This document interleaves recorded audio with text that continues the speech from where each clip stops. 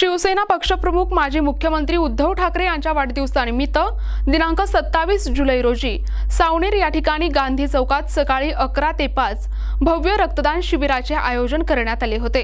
या शिबिरात अनेक नागरिक, कार्यकर्ते आणि शिवसैनिकांनी मोठ्या उत्साहात सहभाग घेतला होता।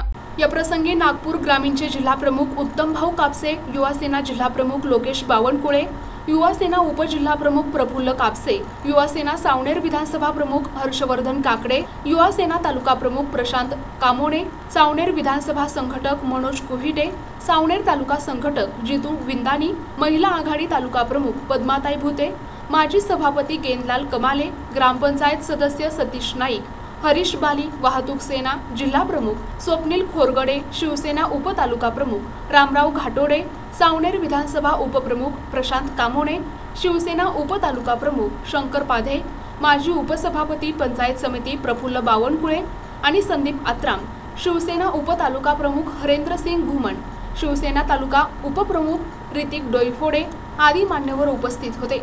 याशिवाय लिंबाजी मडावी, सत्यवान नंदे, हेमराज पेंदोर, गणेश राजुरे, शेख इस्माईल, प्रमोद गोविंदे, सुनील कोंढाळकर, अविनाश इंगळे, महादेव देशमुख, राजेश इंगळे, नितीन कोंढाळकर, सुनील वानखेडे, प्रशांत राऊत, अमोल बोंद्रे, संदीप वानखेडे हे देखील उपस्थित होते।